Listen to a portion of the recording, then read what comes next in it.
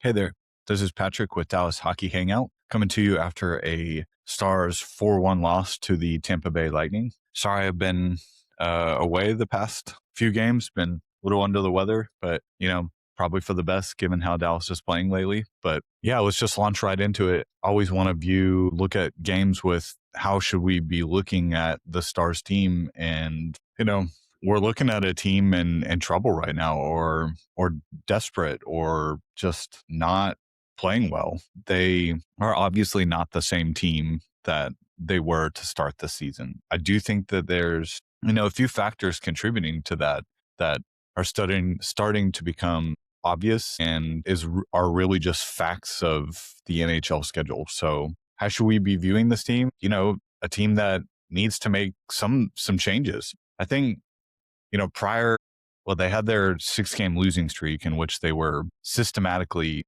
giving up 4 goals. Every loss, they gave up more than 4 goals, 4 or more goals. And so it seemed as though Dallas understood that they needed to fix their defensive game. So, they come back with a strong win on the road against the Capitals. And then that Sharks game was probably a signal that things needed to are not fixed, because, they have a big lead in that one and the Sharks come back and win in overtime. That's just not really how Dallas goes about its business normally. They beat a Kings team, which is, if you had to choose some teams in the West, they would be, towards the bottom, at least as far as quality of play. They're, third to last in the Pacific, but they're right there with, they're also tied with Anaheim, San Jose, Seattle for 51 points. So, LA's not a bad team. They play a low scoring game. So it doesn't surprise me that Dallas is in a low scoring game. But, here Dallas has lost 3 straight games. They've lost 4 of their last 5, and they've lost 10 out of their last 12. Before there were some, extenuating circumstances, but it does seem to me that there's a trend developing. Now, that said, before we launch into the game, let's look at these, all these teams they've played. So Red Wings, good team. Blackhawks, not good, but were playing well. Sabres, good team. Canadians, good team. Hurricanes, good team. Capitals, good team. Sharks, good team. Kings, we'll call them on, in the middle there. Ducks are a good team. Mammoth are a good team. Lightning, best team in the East. So how we're viewing this is, the schedule is not easy. It's, I think also would reflect Dallas's tough schedule is, look how poorly they've played, and they're still right there with Minnesota, because Minnesota's kind of, they're 4-3-3 in their last 10. Dallas is 2-6-2. So yeah, Dallas is picking up points. So is Minnesota. But you got, they're just, people talk about, they were talking about Colorado, Dallas, and Minnesota being the class of the NHL and the Western Conference. And that's starting to, come down to earth a little bit. Vegas is playing really well. Edmonton's starting to find its groove. Heck, the Sharks are 7-3 in their last 10. The Mammoth are 7-2-1. We know how good the Mammoth can be. And that's a, divisional team here. So, Tampa leading the East, Detroit right below them, Montreal right below them, Boston right below them, Buffalo right below them. Dallas is playing all of these teams. They're not, it seems like the days of there being obvious bad teams, at least this year, I don't see it, because the worst team in the East right now is the Rangers. And while they're not playing well and they have fully committed, I'm sure if you guys saw they put out a note to their season ticket holders. I can't imagine how Stars fans would feel reading a note that says, yeah, we're finally committing to being bad. Because yeah, that is kind of how it is. It's tough to be a middling team and get better in any sport. So I kind of respect the Rangers for doing that. It'll be interesting to see who they trade off. But yeah, and then the Devils are right above them.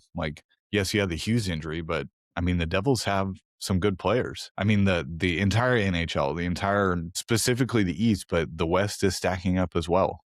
Look, here's a great example. Winnipeg, bottom of our division, 19, 22, and 6, but they're only -4 goal differential when you compare it to the Blues, who are -48, the Preds, who are -23, the Blackhawks, who are -21. 6 out of the 8 teams in the Pacific are minus, including the Canucks, who are -50. I think, I will amend. I feel like the Canucks are the one bad team. And even still, they've got some players. So, but that said, they've lost 10 straight. So let's hope Dallas matches up with them soon. But yeah, just to get into this Lightning game, Dallas gets the first goal from their fourth line, and you got to be feeling pretty good about Dallas starting the scoring off.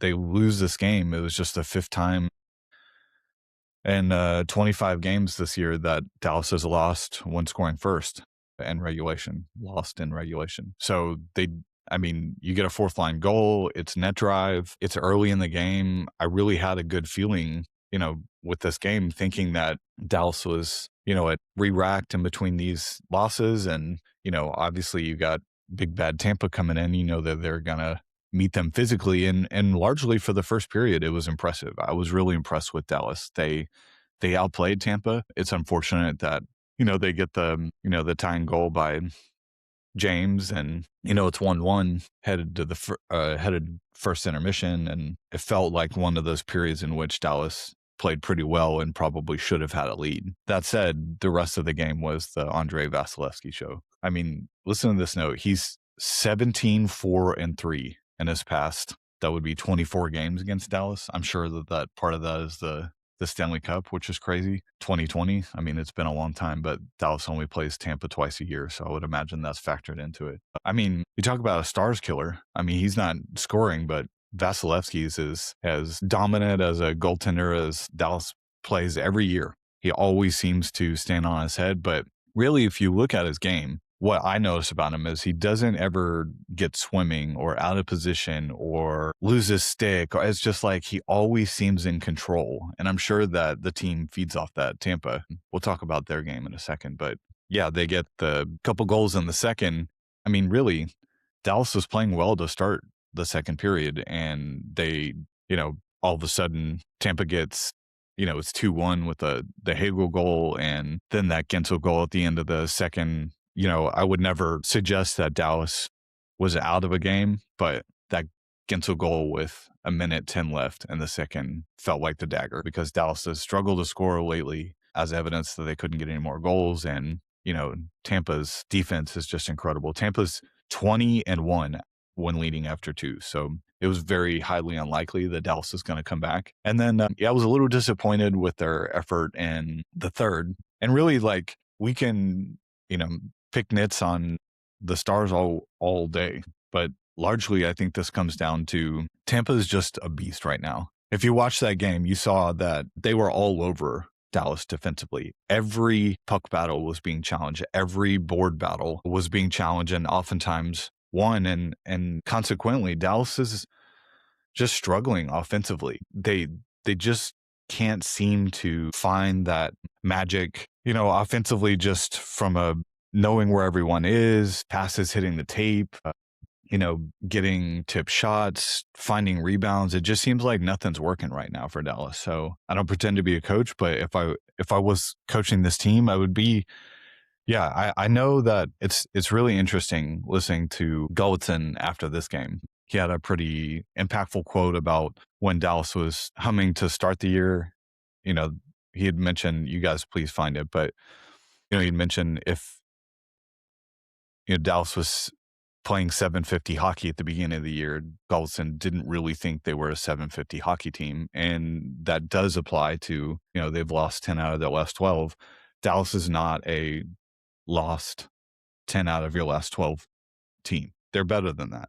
They have more skill, more talent. It's just a bad way right now. And it really is a lot of the competition. We're about, we'll call it 3/5 of the way through the season, and the big this big Olympic break coming up is going to be, first off, awesome. I'm really looking forward to the Olympics, but secondly, yeah, it will seem like some pretty important time for, teams to re-rack, get healthy, potentially make some trades. We'll have a trade corner here a little later, but yeah, I mean, really, the story is Vasilevskiy. Was first star and named first star. Shocker, first star for me too. And he's just so unflappable there. It was interesting. Dallas seemed to be targeting his 5-hole most of the game, and they get him early in the game, but it seemed like they were really targeting that and not successful. He closed it down the rest of the game. So, how should we view this team? Still a part of that and the recap? I mean, I really want to see Dallas shoot more. I know, especially listening to Robertson lately, like, they know they're a high skilled team. They've got skilled players, but like 20 shots is just it's just not going to cut it. Like they in this run that they've had, like losing 4 out of their last 5, they're like routinely outshot at this point. It's not even like regressing to the mean type attitude. It's they're being routinely outshot. Now, part of that comes from they're looking for the better play, and oftentimes Dallas can make that better play, but it's not happening right now. And Dallas's shooting percentages are dropping. So if it's not a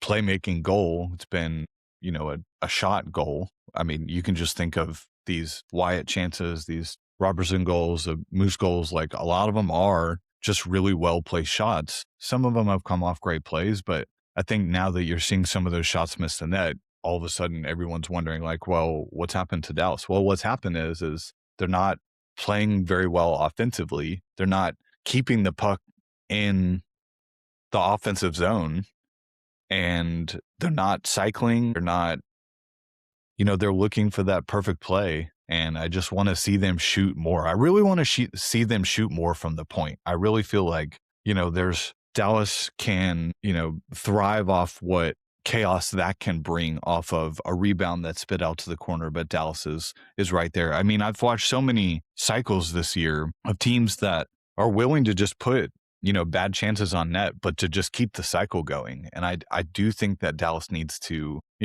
consider looking into that strategy. I'm sure that, it could be next game. Probably not because Boston's good, but, I'm sure they're going to have a breakout game here where they're like making the puck sing and they have these gorgeous goals, and they'll probably find Wyatt all alone in the slot for a nice chance. And I'll tweet out, why does anyone cover Wyatt Johnston in the slot, which I still wonder. But teams have been doing that, and consequently Dallas can't rely on its power play, and they're just not getting the opportunities right now, which is just really, I'm not here to say there's any big conspiracy, but it does make you wonder about how you can watch an entire game and the opposing team only takes one penalty. I just find that hard to believe. There's so much grappling and hooking and interference and, going on each game that it's just really hard to understand how Dallas is not getting the calls. But because we know that they drive play often. And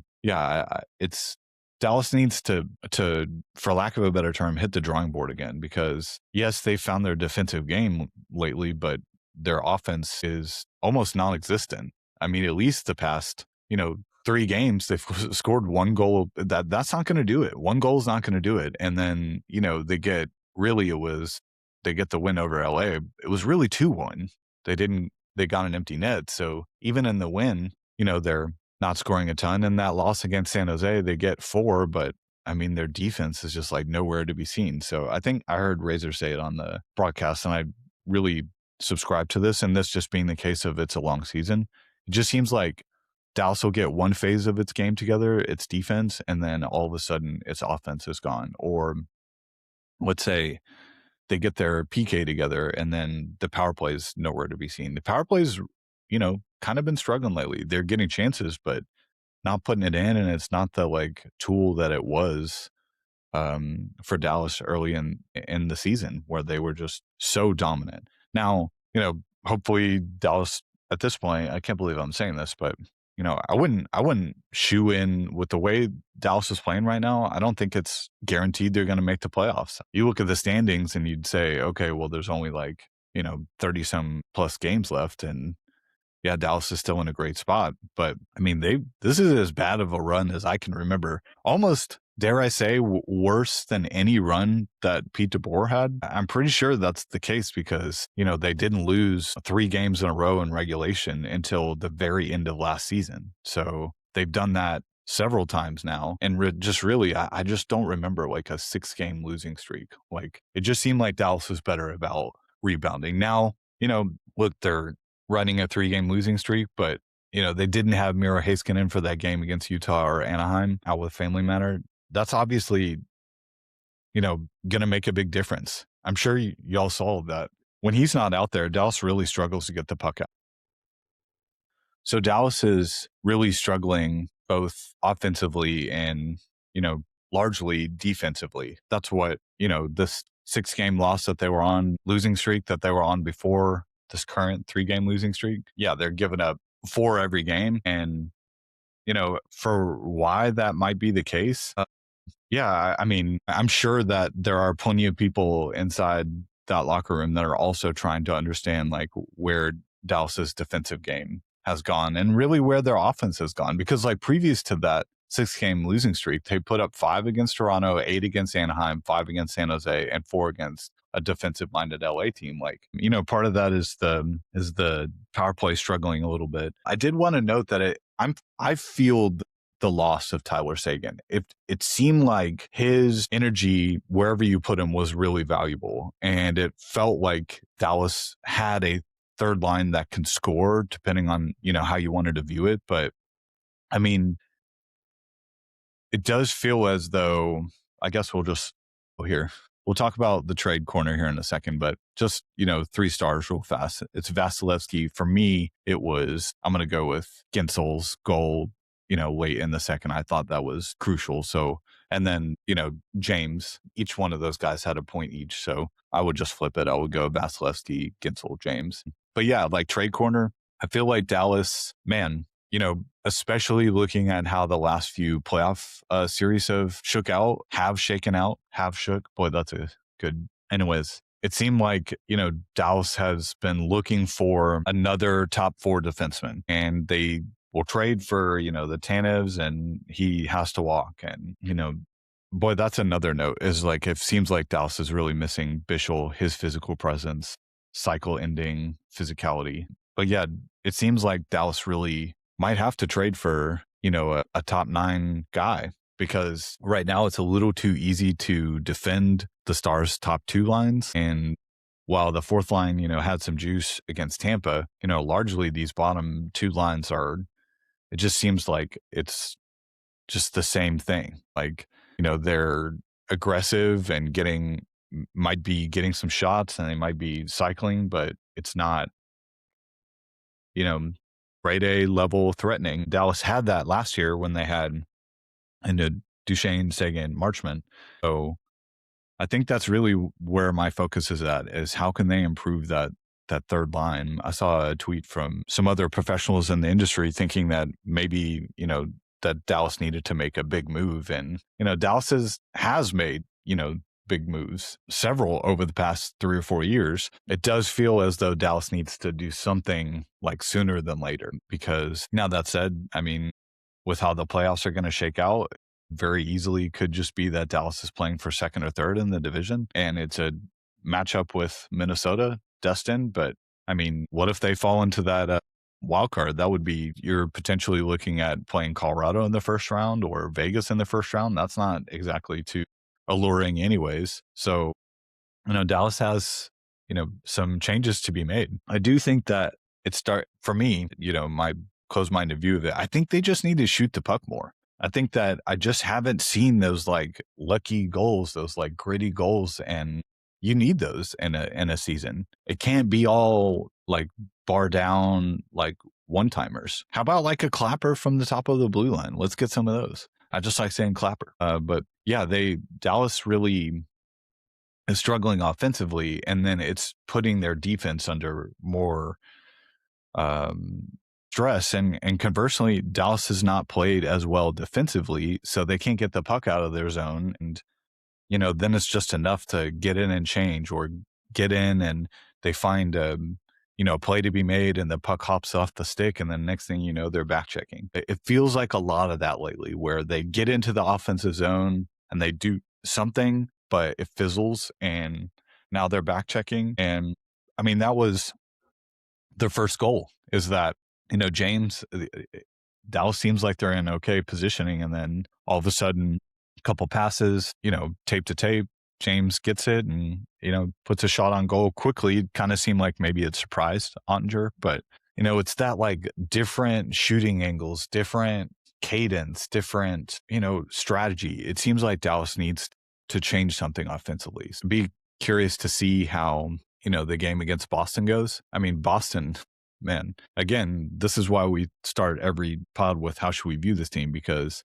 the Stars are playing some really tough competition. They're playing Boston, who's won 6 straight, who's 8-1-1 in their last 10. And I think I don't know that I actively saw one of those last 10. Probably not. No, I saw that a little bit before them. But, I got a chance to see Boston play the Sharks in San Jose. And while they lost that game, Boston was very much in it. It's been a hot minute since that game. But I mean, look, they've beaten the Blackhawks. They've won 6 straight with wins over the Blackhawks, Kraken, Red Wings, Penguins, Rangers, Flames. So some good teams, some bad teams. 10-2 over the Rangers is not nothing, though. And then anytime you can beat, the Penguins and Red Wings, those are clutch wins right there. You got a 1-0 shutout over the Penguins and a 3-0 shutout over the Red Wings. Like, I do think this Boston team is for real, and no one seems to be really quite talking about them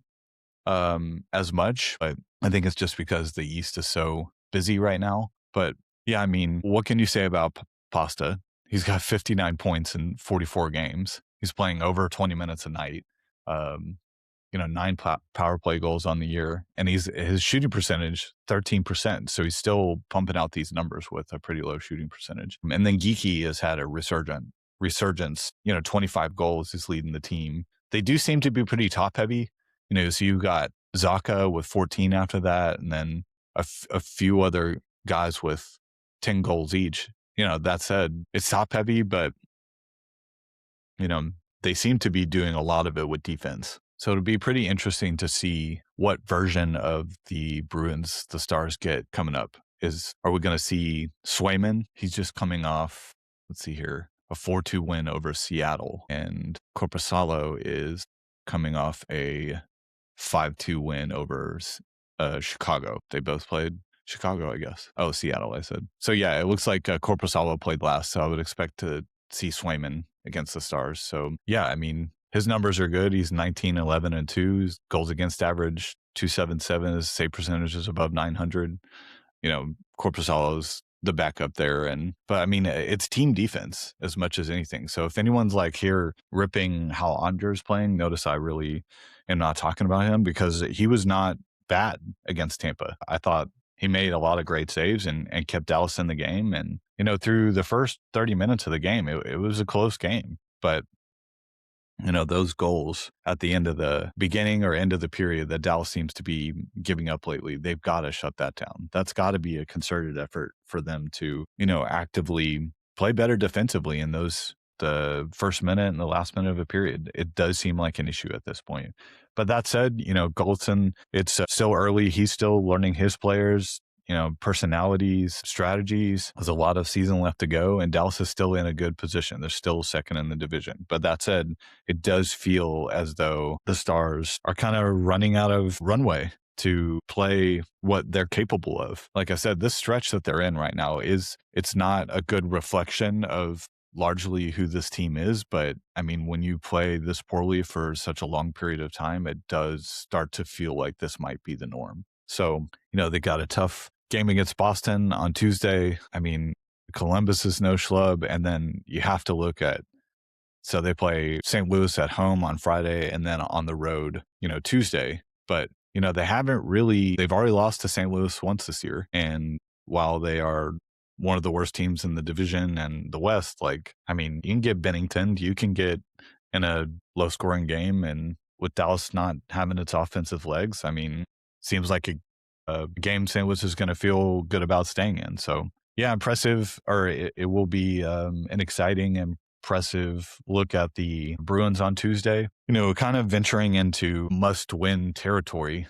I mean, you just never want to see these losing streaks continue, and you want to see the team with a chip on its shoulder. I thought that they had that against Tampa, and I just think that they got beat by a better team. Tampa was so good defensively, and Vasilevskiy was so sturdy that Tampa was just playing defense and then being opportunistic offensively. So, which, is a strategy I would love for Dallas to employ, but I'm just not sure they have that defensive lockdown identity. I think that they do need to ramp up a little bit more high event. So be curious to see how the changes come and how Dallas plans on affecting wholesale change because, right now, if you lose 10 of your last 12 games, like many aspects of your game are not working. So, including like, bad plays, some good players, like whiffs on pucks that, are leading to, I think it was Miro that whiffed on a puck early in the game, and that led to a pretty good chance. And I've just noticed Essa is just not playing up to his standards. And, some of these other guys that you're hoping fill in are filling in, but they're not, playing to the standard that Dallas needs to win games. So yeah, it's a tough run. They've certainly not had a lot to talk about and feel good about, but I do think Dallas has the skill. I do think that they need to make some trades though. It's not like they're like far off or anything. And if this is the team headed into the playoffs, like I'd still feel good about it. But I know it's clear they're down a pint offensively, and it's clear that they need another puck moving defenseman because that or a shutdown defenseman, one or the other, one end of the spectrum. Because right now some of the guys that they're playing back there are underwater most of the game, so they'll re-rack. Should be a great game on Tuesday, so we'll call it. Stars lose 4-1 to the Tampa Bay Lightning, and we'll catch you guys after the Tuesday game against Boston. If you guys have any questions, at Patrick Hayslip on Twitter and Dallas Hockey Hangout at gmail.com. I really appreciate any questions or perspectives. You guys tell me who they should trade for. Why is this team not playing up to par? So love to hear what you guys have to say. Catch you guys next time. Have a good day.